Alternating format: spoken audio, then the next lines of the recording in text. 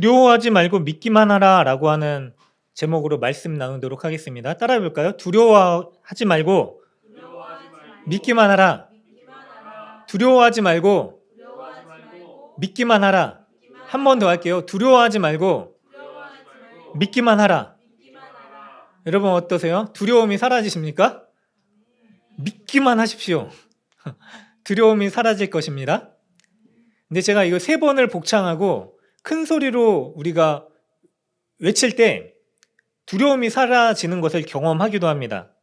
그런데 많은 사람들이 이러한 외침과 다짐과 확신을 믿음으로 착각하기도 합니다.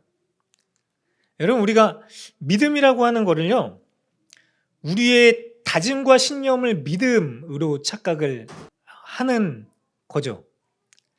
제가 얘기를 하나 해드릴게요. 두 사람이 이제 바다에 낚시를 하러 갔어요.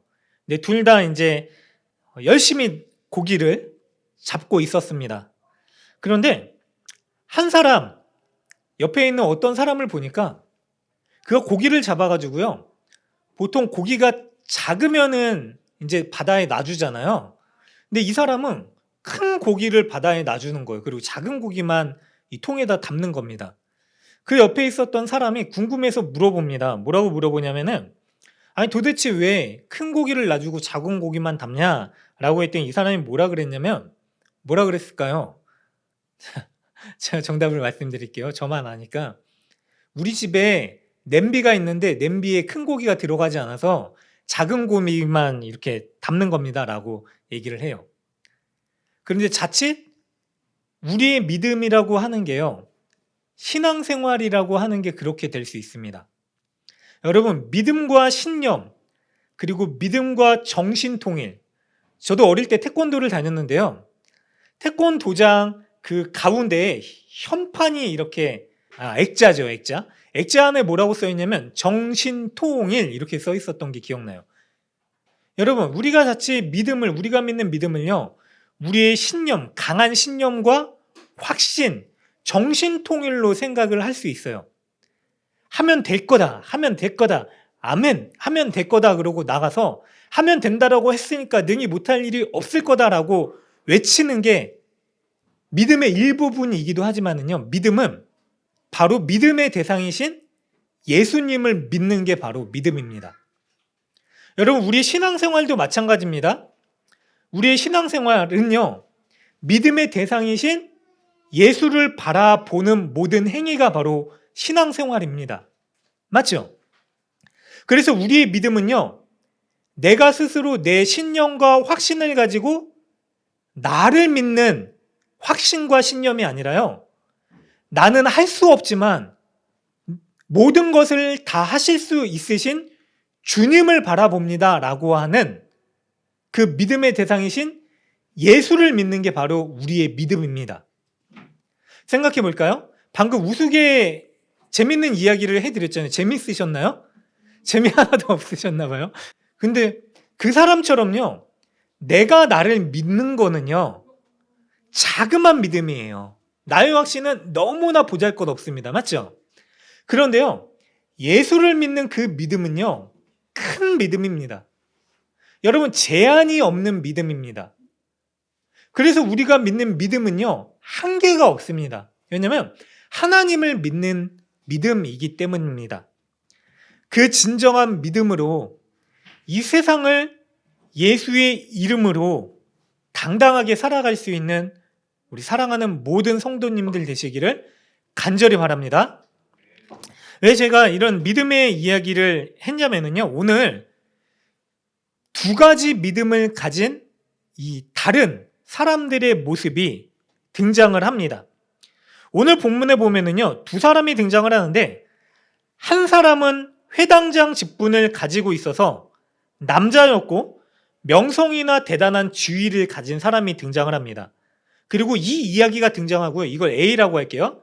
그리고 B 이야기가 등장하는데, 12회를 혈루병을 앓았었던 비참한 한 여인의 이야기가 나와요. 그리고 다시 A 회당장이었었던 이 사람의 이야기로 돌아갑니다. 이 지난주에 말씀드렸었잖아요. 이 구조를 뭐라 그러죠? 샌드위치 구조라고 말씀드렸잖아요. 저만 신났어요. 샌드위치 구조인데, 왜냐면 왜 그러면은 이 회당장 야이로라는 사람의 이야기가 나오고 뜬금없이 한 여인의 이야기가 등장하고 다시 야이로의 이야기로 돌아가는가? 왜냐면 이 샌드위치 구조가요, 두 이야기를 등장시켜서요, 서로의 이야기를 통해서 성경이 이야기하고자 하는 주제를 더 강화시키거나 드러내기 위해서, 논리를 더 탄탄하게 하기 위해서 이 성경의 저자들이 쓰는 방식이고요. 특별히 오늘 말씀을 쓴 마가가 많이 쓰는 방식이기도 합니다. 다시 성경 본문으로 돌아가면요, 오늘 본문에 그러한 두 사람이 등장을 합니다. 그런데 이 회당장은요, 굉장히 명망받는 사람이었었어요. 당시 유대인들에게는요, 회당은 굉장히 중요한 장소였습니다. 회당에서 율법을 배웠고요, 중요한 공동체의 문제들을 이곳에서 논의하기도 했습니다. 그리고 또 자체 통치권을 가진 곳이기도 했었습니다. 그리고 예배가 전통적으로 어떻게 잘 드려지는지를 수행하는 감독의 의무를 감당하는 곳이기도 했습니다. 그리고 이 회당장은 특별히 그런 일들을 감당했죠. 그런데 그렇게 특별한 곳에 장이었었던 사람이요, 굉장한 특권이 있는 사람이잖아요. 그런데 그가 예수님 앞에 엎드려지는 모습을 보입니다. 자, 여러분, 발 앞에 엎드리라고 하는 표현은 뭐냐면, 누가 엎드렸냐면 당시의 사람들 중에 종들이 주인 앞에 엎드렸습니다. 그리고요, 엎드리라고 하는 행위는요, 예배의 대상으로 당신을 섬기겠습니다라고 하는 행위와 마찬가지입니다. 그런데 문제는 이 사람이 종교 지도자예요. 자, 마가복음 앞부분에 어떤 일들이 있었냐면요, 유대의 종교 지도자들과 예수님과의 논쟁이 끊임없이 일어났었습니다. 불꽃이 튄 거예요. 팍팍. 유대 종교 지도자들은요, 우리의 전통을 왜 무시합니까? 당신 도대체 누굽니까? 라고 계속 따지듯이 물었습니다. 왜냐면 예수라는 사람이요, 지난주에 말씀드렸듯이요, 저 나사렛이라고 하는 변방에서 이름도 없는 사람이 갑자기 혜성처럼 등장해서 이 종교 지도자들의 권위를 뒤흔들고 있었던 거예요. 그리고 기적을 행해요. 이 사람들로부터 메시아 구원자라고 하는 칭송을 들을 뿐만 아니라 스스로도 메시아라고 하는 말을 하고요. 그리고 성경 구약에서 나타난 여러 가지 기적의 행위를, 그 표징, 메시아의 표징을 다 행하는 모습을 봅니다. 그러면서 위기감을 느꼈겠죠. 그렇게 부딪혔었던 사람들 중에 지도자였었던 회당장 야이로가 예수 앞에 무릎을 꿇는다? 있을 수 없는 일이죠. 그런데 왜 그가 무릎을 꿇었느냐? 23절에 간곡히 구하는데 이르되 내 어린 딸이 죽게 되었사오니 오셔서 그 위에 손을 얹으사 그로 구원받아 살게 하소서 하거늘이라고 하면서 딸의 문제 때문에 엎드렸다라고 이야기를 합니다. 여러분, 정말로 사랑하는 딸이에요. 딸이 얼마나 이쁠까요? 아들을 가진 저는 잘 모릅니다. 딸이 얼마나 예쁜지. 근데 아들을 봐도요, 아기를 보면 너무나 예쁘잖아요. 그리고 그 자녀가 커가는 모습을 보면은 그게 너무 큰 기쁨입니다. 그렇죠, 여러분들? 이 아이가 자라나는 게요, 어떻게 보면은 우리의 삶의 동력이에요. 힘든 일이 찾아오더라도요, 그래, 가정을 생각해서 우리 눈에 넣어도 아프지 않는 우리 아이를 생각해서 내가 열심히 해야지. 그래, 참아야지, 인내해야지. 제가 한 번은 친구를 만났는데요, 예수님 믿지 않는 친구예요. 근데 그 친구가 이제 또 사업을 시작했는데 속내를 털어놓더라고요. 얘기를 하는데, 야, 내가 요즘 간쓸게 다 빼고 다녀. 그 친구가 진짜 스스로 사나이라고 얘기를 하면서 막 무릎 꿇지 않고 막 이런 주의를 가졌었던 친구인데, 야, 그런 거 다 필요 없다. 내 자존심 한번 내려놓으면은 그 자존심 뭐라고? 우리 애들, 우리 가족 더 먹일 수 있는데, 그냥 가족을 위해서 희생하는 거지. 그 뭐라고 그런 자존심 붙들고 있냐? 그러면서 사람들 만나면은 그냥 굿싱굿싱 거리는 거, 야, 이제는 아무렇지 않아.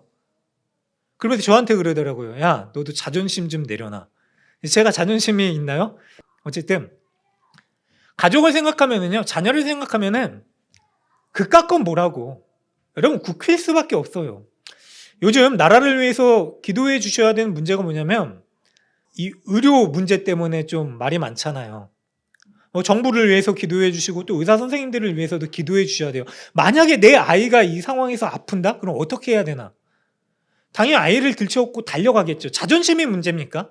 우리 자녀가 지금 죽어가고 있는데 큰일 나죠. 자존심 다 내팽개치고 이 아이를 위해서 수단과 방법을 가리지 않는 모든 일들을 아마 할 것입니다. 이 아이로가 그랬습니다. 직책이 무슨 상관입니까? 회당장이라는 직책으로 하나님 앞에 무수히 간구했을 것입니다. 맞죠? 기도 부탁도 했을 거예요. 당시에 교류하고 있었던 모든 사람들이 종교 지도자이었을 거예요. 그런데 그 사람들한테 이야기를 해도 이 병세는 악화됐고요. 이제 죽어가고 있는 딸의 모습을 보면서요. 그가 알고 있는 예수, 대적자였어요. 내 적과 다름없는 그 예수를 향하여서 무릎을 꿇습니다. 그 꿇어 엎드려 23절을 보니까 간곡히 구합니다. 어린 딸이 죽게 되었사오니 오셔서 그 위에 손을 얹으사 그로 구원을 받아 살게 하소서 제발 간구드립니다 라고 얘기를 한 것이죠. 그리고 이 절박함을 주께서 보시고 어떻게 하시냐면 그와 함께 가십니다. 사랑하는 여러분들, 우리 예수님은요, 우리 주님은요, 우리의 절박한 심정을요, 그냥 보고 방관하는 분이 아니십니다. 여러분, 적이었어요. 예수님을 멸시했었던 사람 중에 지도자였어요. 그럼에도 불구하고 그가 주 앞에 나와서 꿇어 엎드려 간절히 간구했을 때 주님이 어떤 반응을 보이시냐면요, 같이 가십니다. 그 집에 구원을 주기 위해서 걸음을 옮기십니다. 사랑하는 여러분들, 우리가 이런 절박한 가운데 유일한 믿음의 대상이신 예수를 붙들 수 있는 우리 모든 성도님들 되시기를 주님의 이름으로 간절히 간구드립니다. 그런데 예수님이 함께 하시는 이 길에 문제가 생깁니다. 24절 뒷부분을 보니까요, 큰 무리가 따라가며 에워싸 밀더라라고 하는 말이 나와요. 가끔 유명 인사들이 우리나라에 온다든지 아니면 막 뭐 BTS라든지 그 여성 걸그룹들 누구죠? 맞아요. 블랙핑크? 막 이런. 그러니까 유명한 연예인이 등장을 한 거예요. 그때 공통적으로 보이는 모습이 있죠. 사람들이 막 애웠어요. 팬들이. 근데 예수님이 소문을 듣고요. 예수님이 병을 고쳤다더라. 예수님이 귀신을 쫓아냈다더라. 예수님은 우리의 어떠함을 보지 않으시고 우리가 뭐 천하던 가난하던 상관없이 예수님은 우리를 보살펴 주시는 분이시라더라 라고 하는 소식을 듣고 수많은 사람들이 몰려드는 거예요. 그 몰려드는 인파 때문에요, 에워싸가지고 걸음을 딛지 못하는 상황이 발생을 합니다. 그런데 그때 한 여인이 등장을 합니다. 이제 새로운 이야기로 반전이 돼요. 지난주처럼 딱 12회를 혈루증으로 알아온 한 여자가 등장을 합니다. 이 혈루증이라는 병이요, 단순히 그냥 육신의 질병을 의미하지 않습니다.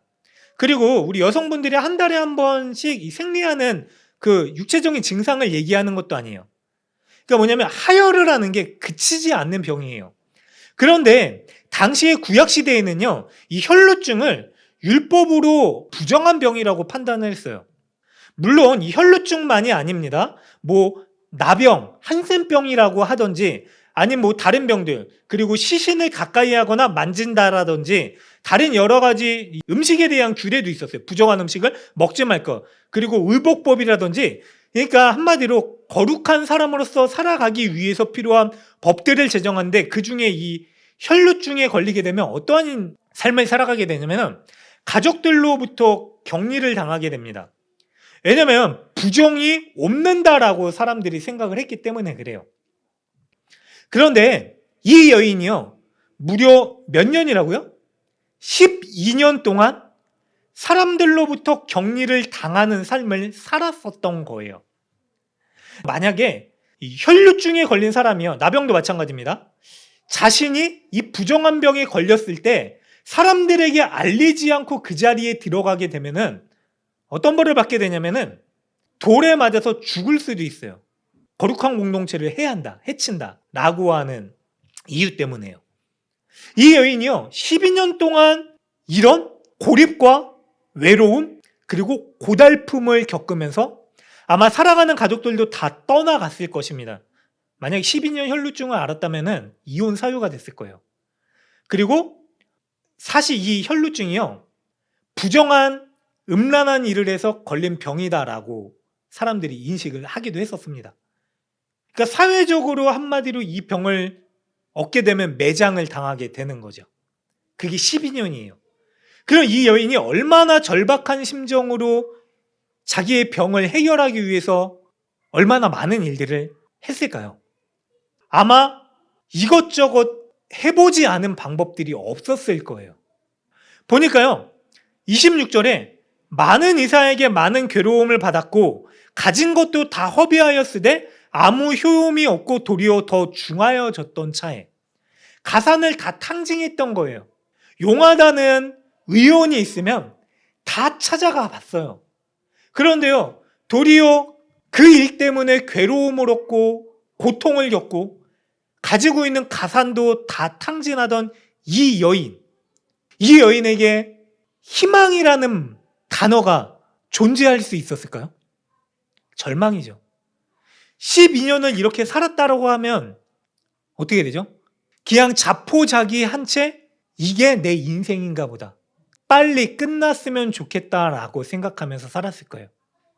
여러분, 육체적으로 정신적으로도 피폐해졌을 거예요. 혼자 한 달만 살아보세요. 편할까요? 지금 생각에서는 이렇게 좀 편하겠는데 라고 생각할 수도 있겠지만 절대 그렇지 않을걸요. 고립된 곳에서 혼자 지낸다? 그럼 미칠 겁니다. 여러분, 사람은 그런 존재예요. 사람은 사람과 살아가지 않으면 살 수 없는 존재예요. 그리고 정신적으로 피폐해지고 사회적으로도 피폐해졌을 거예요. 저 여인, 부정한 여인이라고 매도하는 인식 때문에 아마 트라우마가 생겼을 것입니다. 이 여인이 다시 사람들 앞에 나간다? 절대 그럴 수 없었을 거예요. 사람들만 나타나면 움츠러들고 숨어야지, 피해야지 하는 삶을 12년간 살아온 거예요. 물질적으로도 경제적으로도 완전히 파탄이 났죠. 그러니까 이 사중고를 겪은 거예요.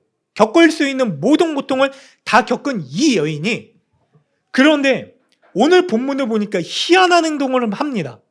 자, 27절 보니까 예수의 소문을 듣고 무리 가운데 끼어 뒤에 들어와서 그의 옷에 손을 댔대요. 앞에서 우리가 어떤 상황이라고 말씀드렸죠? 수많은 사람들이 몰려들어서요, 예수님이 나아가지도 못하고 밀리는 상황이에요. 그런데 그곳에요, 이 여인이 등장을 해서요, 예수의 옷에라도 손을 대면은 구원을 받겠다. 수많은 인파를 해치고서 비집고 기어 들어가서, 여인이잖아요. 힘이 있었을까요? 밀리고 밀렸겠지만 이것만이 내 소망이야 라고 하면서요, 예수를 붙들고, 아니 붙드는 것도 조차 그것도 아니고 예수의 옷자락에 손만 대어도 내가 나음을 받을 것이다 라고 하는 간절한 마음으로 나갔던 거죠. 여러분, 이 간절함을요, 오늘 이 성경에서는 믿음이라고 이야기를 합니다. 볼까요? 29절을 보니까 어떤 일이 일어나냐면, 이에 혈루의 근원이 마르매 병이 나은 줄 몸이 깨달았다라고 얘기를 해요. 즉각 치유가 일어납니다. 옷에 능력이 있어서 효험이 있기 때문에 그런 걸까요? 그렇게 생각하신다면 제 옷을 입어보도록 해드리겠습니다. 물론 제 옷이 효험은 없지만은 옷에 효험이 있는 게 아니에요. 예수예요, 예수. 예수를 향한 간절한 마음. 그랬더니 예수님이 30절에 어떤 반응을 보이시냐면, 예수께서 그 능력이 자기에서 나아간 줄을 곧 스스로 하시고 무리가 가운데로 돌이켜 말씀하시되 누가 내 옷에 손을 대었느냐라고 말씀을 하세요. 제자들이 이 엉뚱한 반응을 보고 뭐라고 얘기하냐면, 아니 주님, 이렇게 수많은 사람들이 밀치고 있는데 누가 내 옷에 손을 대었느냐고 물으십니까? 라고 얘기를 하죠. 그렇죠. 예수님이 뜬금없는 말씀을 하신 거예요. 그런데 이 뜬금없는 말씀이 예수님이 의도하시고, 그리고 예수님이 일부러 이 여인을 초청해서 이 여인이 손을 닿도록 상황을 연출하신 것을 우리가 알아야 됩니다. 여러분, 우리가요, 예수님을 믿는 모든 상황과 이유가요, 다 우리 하나님에게로부터 기인된 것 같고 사람으로부터 기인된 것 같거나 아니면 우연히 일어난 일인 것 같지만은요. 그러나 다 하나님의 간섭과 계획과 섭리 가운데 이루어진 일입니다. 아멘이십니까, 여러분들? 여러분, 우리가 하나님께서 하나하나 다 계획하시고 간섭하시고 섭리하여 주신 은혜가 없으면요, 우리는 절대로 예수님 믿을 수 없습니다. 그래서 예수님 만나셨습니까? 예수님 보셨습니까? 하나님 보이십니까? 그런데 어떻게 그 하나님을 믿을 수 있습니까?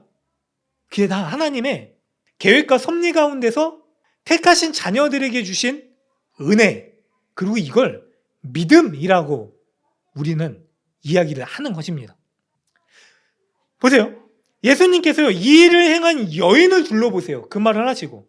그러고 나서 여자가 이실직고를 해요. 33절을 보니까 여자가 자기에게 이루어진 일을 알고 두려워하여 떨며 와서 그 앞에 엎드려 모든 사실을 여쭈었어요. 이 여인이 병이 났어요. 그런데 왜 두려워했을까요? 1차적인 원인, 이 여인이 누구라고요? 그 혈루병이 이 수많은 사람들 중에 들어왔다 그러면 어떻게 되는 거죠? 난리 나는 거예요.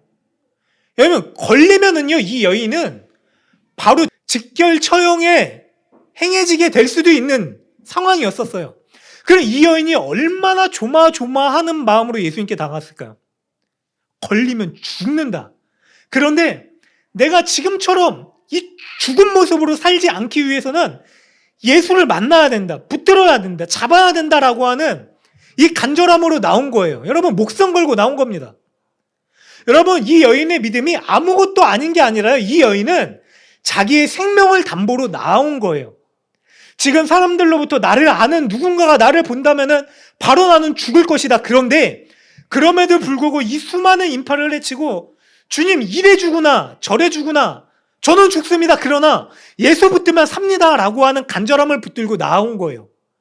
그리고 이 여인의 이 간절한 행위를 보시고서 주님이 뭐라 그러시냐면 34절을 같이 읽겠습니다. 하나 둘 셋. 예수께서 이르시되 딸아, 내 믿음이 너를 구원하였으니 평안히 가라. 내 병에서 놓여 건강할지어다. 아멘. 이라고 말씀을 하세요. 여러분, 뭐라고요? 딸아, 내 믿음이 너를 구원하였다라고 말씀을 하세요. 이걸 믿음이라고 말씀을 하시는 거예요, 여러분들. 여러분, 생각해 볼까요? 이 믿음이 우리가 예수를 믿는 믿음과 비슷하십니까? 같습니까? 여러분, 목숨 걸고 생명 걸고 내 문제의 해결뿐만이 아니라 내가 이 상황 가운데서 죽을 것 같은데, 그런데 나한테 유일한 소망은 주님이십니다 라고 하면서요, 여러분들의 생명을 담보로 예수님 붙들 수 있는 믿음이 있으십니까? 그런데 성경에서는요, 이걸 믿음이라고 얘기를 하고 있거든요. 이게 믿음이에요, 여러분들. 우리가 그냥 와가지고요, 1시간 앉아있다가 1시간한테 시간 드리는 것으로 끝나는 믿음이 아니라요, 주님이 우리에게 믿음으로 요구하시고 있는 믿음은 이 여인이 가진 믿음인 거예요. 어떤 믿음이요? 내가 목숨 걸고 주님을 붙들지 않으면 저는 죽습니다 라고 하는 이 간절한 믿음, 이게 믿음.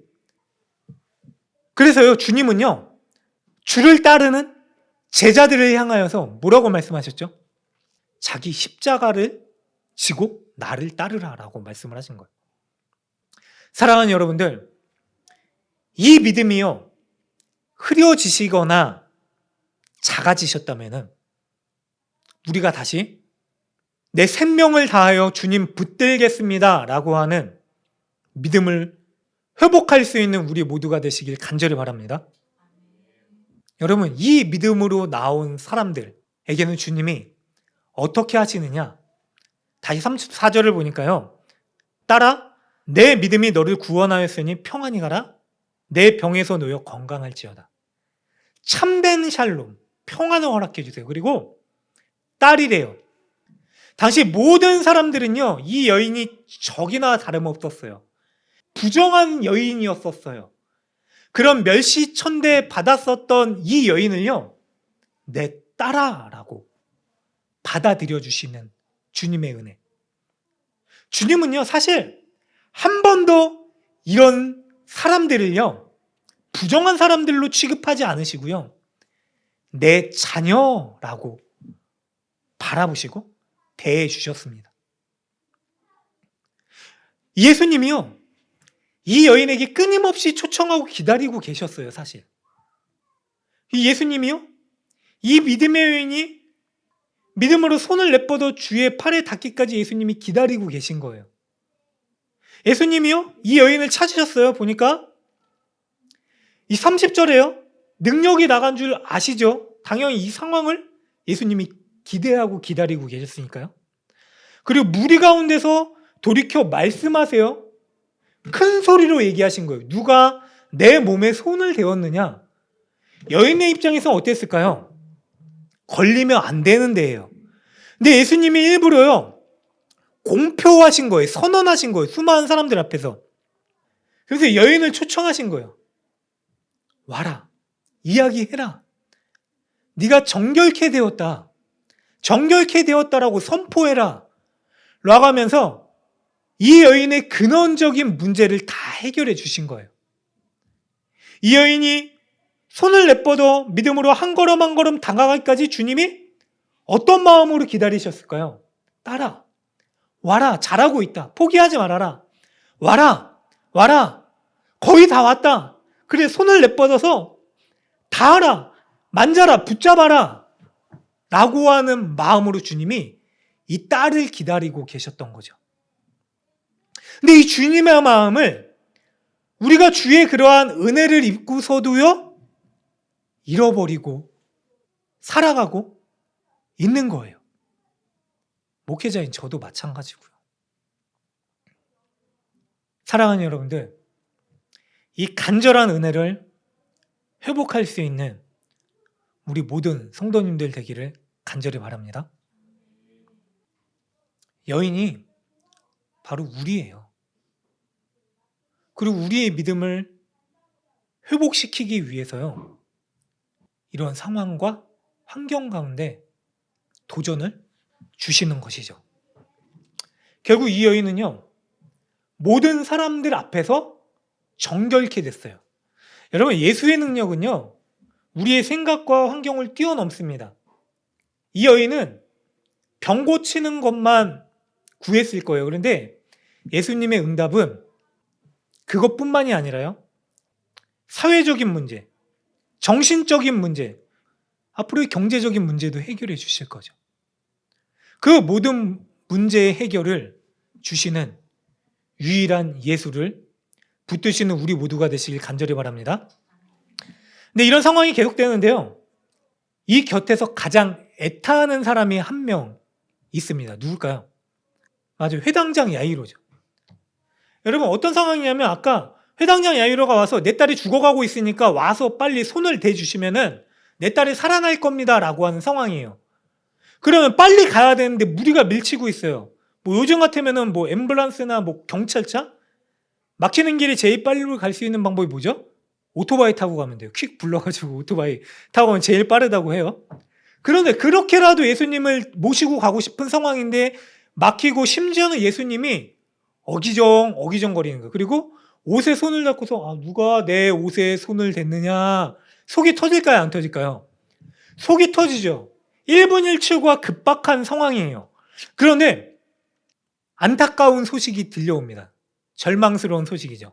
어떤 소식이냐면은 35절에 보니까 아직 예수께서 말씀하실 때 회당장의 집에서 사람들이 와서 회당장에게 이르시되 당신의 딸이 죽었나이다 라고 하는 소식이 들려옵니다. 그리고 사람들이 와가지고 회당장을 향해서 이제 선생님을 더 괴롭게 하지 마십시오 라고 얘기를 해요.